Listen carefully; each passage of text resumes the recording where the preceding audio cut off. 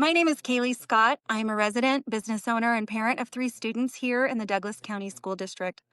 Clark, thank you for taking time to speak with me today and share more about yourself and your campaign for the Douglas County School Board. I know the community is eager to get to know the people who are stepping up to serve, and so I'm looking forward to our conversation today. Likewise. Thanks so much for the opportunity. A great place to start today would be to ask why you're running for the Douglas County School Board. What inspired you to step forward for this role? Yeah.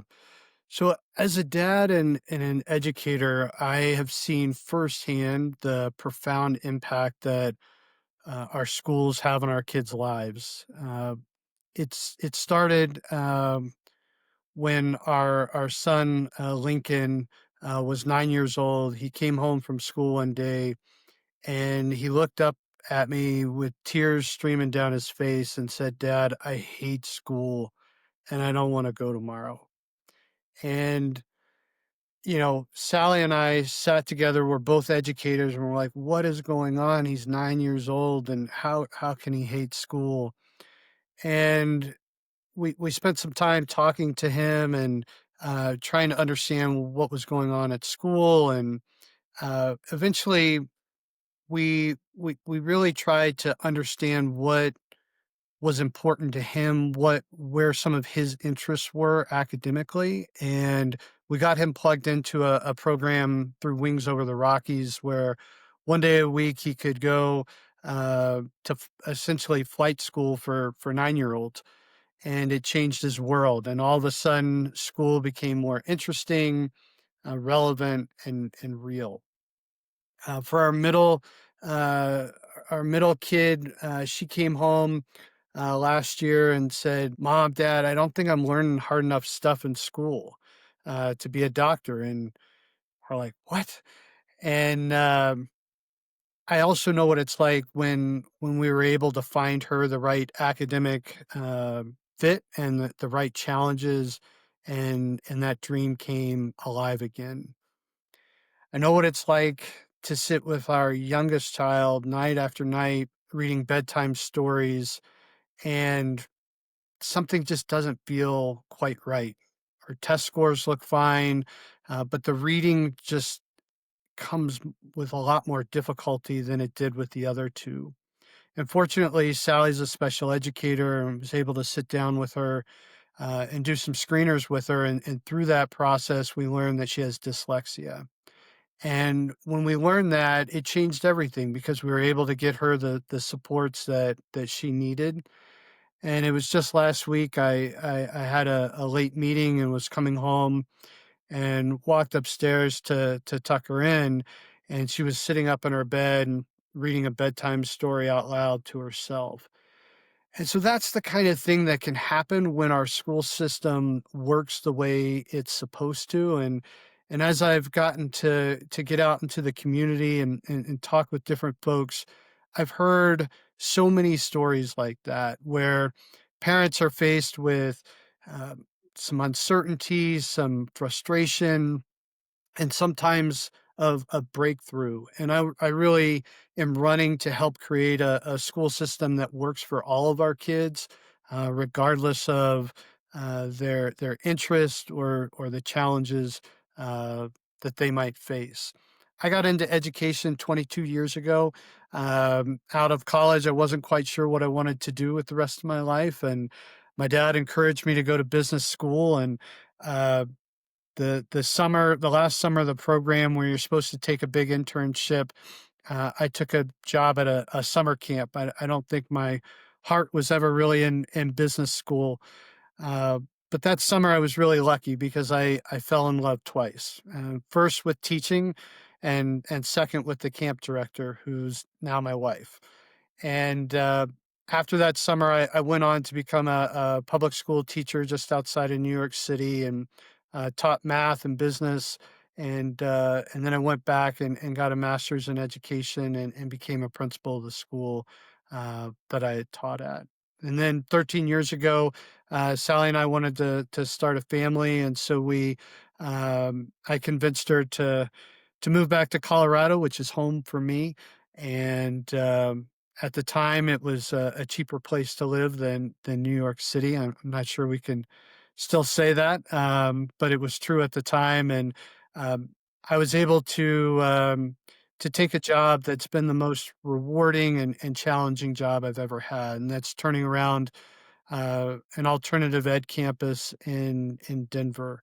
At the time, the school had 1 year to uh, turn around, or it was going to be closed, and we were able to put together an awesome group of educators and use data to make our decisions. And within 3 years, we were able to move from the lowest performing alternative ed campus in Denver to one of the highest. A couple years after that, our enrollment surged, and we were able to add a second campus. And uh, I'm proud today to be the executive director of that organization.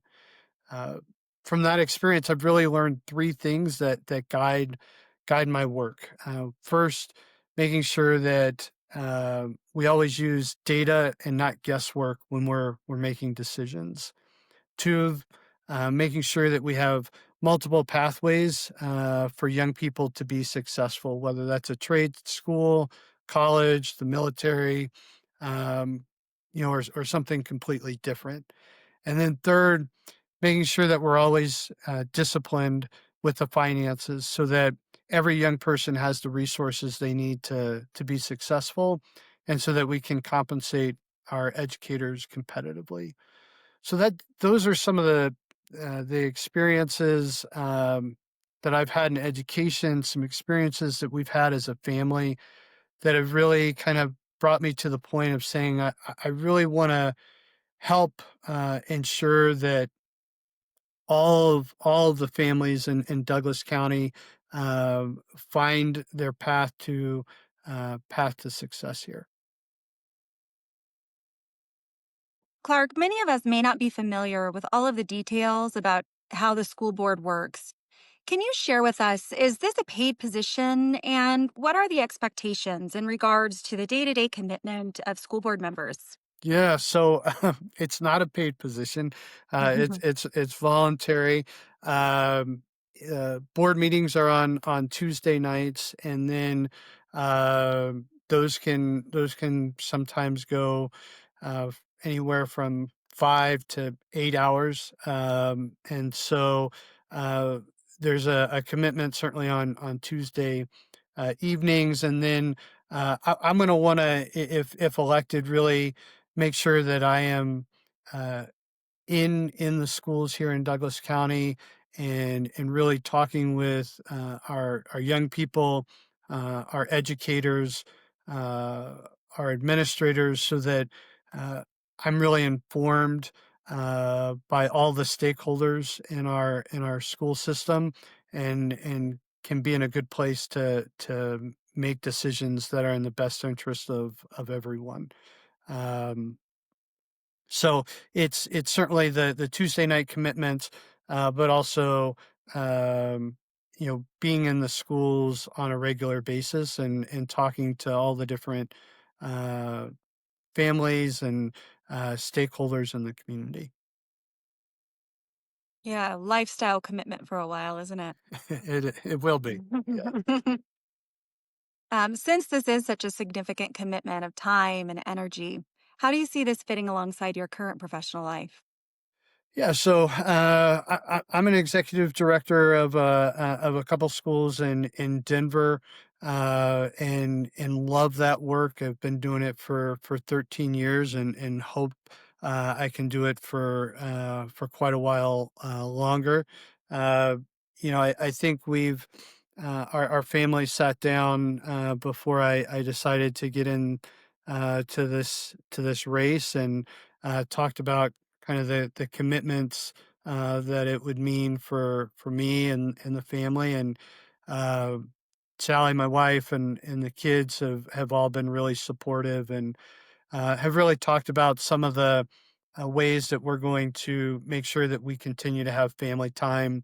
For us, that's Friday nights, and we like to. There's a place we like to go for walks. We like to do some pizza and movies on Friday nights. So just making sure that we have those kind of sacred times that we continue to get to be together as a family. Can you share a little bit about them, about your family and what life looks like outside of the boardroom? I know they're a busy crew. Yeah, yeah. So it's a fun time in life. So we have a 12, 11, and 7 year old, and they are all involved in a variety of after school activities and youth groups and lacrosse and swimming. And um, my wife is a special ed education teacher here in Douglas County, and so we all stay really busy, and we really try to live we kind of have a family motto of uh, we can do hard things, and so it's really something we try to live by and seek out challenges and really talk about that as a family and how important it is to set goals and to try to work towards them, whether it's uh, climbing a 14er, which we were able to do as a family this summer, or our oldest deciding he wanted to run his first 5K. Just looking for things that are put us a little bit out of our comfort zone, and working towards them is something that we really value and try to live by. Well, when you do happen to find a pocket of free time, how do you unwind and recharge yourself? Yeah. I'm a walker. I love to go on walks with we have a dog Duke, so we like to go to on walks as a family. So after a hard day, you can often find me walking around our neighborhood. I like to exercise in the morning, and then if I do catch some spare time, I do like to read. In the summer, when I get a little bit more time, I like to try to paint. I wouldn't call myself a painter, but I like to try to paint too. Great. Well, I do see that bookshelf behind you. Any titles that we must read? Anything that's moved you recently? Yeah, so I would really encourage folks with kids to read a book called The Anxious Generation. And it really talks about how uh, cell phones, smartphones specifically, and social media have really created uh, a generation of young people that feel anxious. The the the folks that create the apps have really done a lot of brain research to uh, understand how to pull young people and all of us into our phones. And um, the science now is conclusive that one of the byproducts of that is creating a level of anxiety and depression in our kids. A recent poll showed that 48% of Gen Z is anxious, and 42% are depressed. And so I think as a culture, we have to find ways to set boundaries and help engage our young people in different ways. One thing that we're trying at our school this year is we're going cell phone free, and so when the student walks into the school, they put their phone into a pouch. So all the students have a pouch, and then the pouch is locked for the day. So the students still have their cell phones with them, but it kind of helps take that temptation away. And we have just been blown away as a school to see how much more young people are engaging with each other, and with lessons in school this year. And so um, that's been really exciting to see, and look forward to, if given the opportunity to serve on the board, ways that we can balance the certainly the advances and advantages that and connections that can come through smartphones, but also finding ways to set boundaries so that young people can authentically engage with each other and the curriculum. Yeah. Can you share anything about yourself, a story, an experience that maybe doesn't make it into the typical introduction? Yeah, I've learned to really enjoy quilting. It's kind of a kind of an old school hobby, as my kids might say. Um, but I've learned kind of the craft of creating story quilts, and so I've made one for my parents that kind of tells the story of our family, and it's just a kind of a neat way to um, stitch together pictures and symbols, and gives people something to hold on to. I think oftentimes our work is in education. We can work really hard all day, and there's not something that maybe we can hold on to that is kind of the manifestation of that work. Whereas quilting, you work hard, you really can kind of see that, and so I've learned to really kind of enjoy um, that kind of art form or that craft. Neat. Well, Clark, when we think about leadership, it's often shaped by the people around us. Who has influenced you the most in your life and career?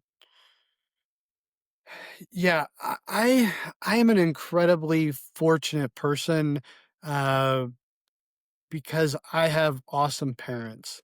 I was a I was not an easy kid to to raise. I think as a young person, I was a real risk taker. Um, I didn't always make the best decisions. Um, Growing up, I pushed limits, and my parents were really skillful in knowing when and how to kind of pull me in as a young person, and then also at times kind of let me go and and go out and make some mistakes and then come back home and process those and then kind of set out uh, to hopefully make better decisions going forward. So I am just I'm just really fortunate to have had the parents that I've my mom and dad. They've just been a real a blessing in my life. Hmm. Well, I always also feel that leadership is about growth. What's an area that you're still challenging yourself to improve in? Yeah. So, I mean, this campaign, I think, has really given me that opportunity. I am an introvert. Uh, I um, I am not a skillful person at a cocktail party. I'm not great at the art of small talk and talking about the weather or the Broncos. That's just not something I've ever been very good at.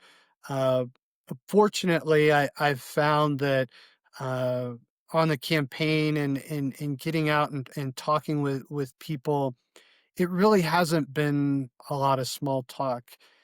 I've really gotten to hear people share their stories about their kids' experiences in education, their experience in education, which I've found really meaningful, engaging, and informative in ways that I think have really given me energy uh, to and excitement to do this work and I think will be a great reference point if given the opportunity to be on the board of ed. Uh, so I, I'm I think like I continue to try to push myself and kind of get out of my comfort zone, so to speak, and get more comfortable walking around a room and talking to a lot of different people. It's not something that really comes naturally to me. Looking ahead, what excites you the most about the future of Douglas County schools? What's the bigger picture that you'd like voters to understand? Yeah, Douglas County is such a great place to live. We've been here for 13 years and just feel really fortunate to be able to uh, live here and raise our kids here. I think Douglas County schools are good schools with the opportunity, I think, to be some of the very best in the state. And I think the thing that we need to do from to move from being good to being the best is paying attention to and talking about the areas where we can grow. And the data shows that we do really well with young people that are kind of in the middle of the pack or at the kind of upper end academically. I think where we have the opportunity to improve are some of the young people that don't maybe fit into that mainstream group. Young people that have IEPs or 504s, and I think as a board member, I would really have the opportunity to set goals that specifically measure some of those groups of young people.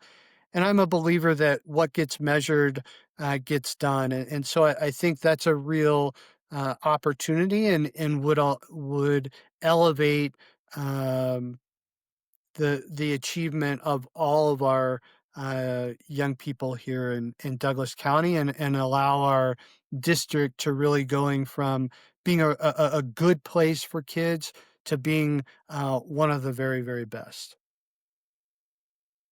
Well, Clark, thank you for sharing your story and giving us a chance to get to know you better today.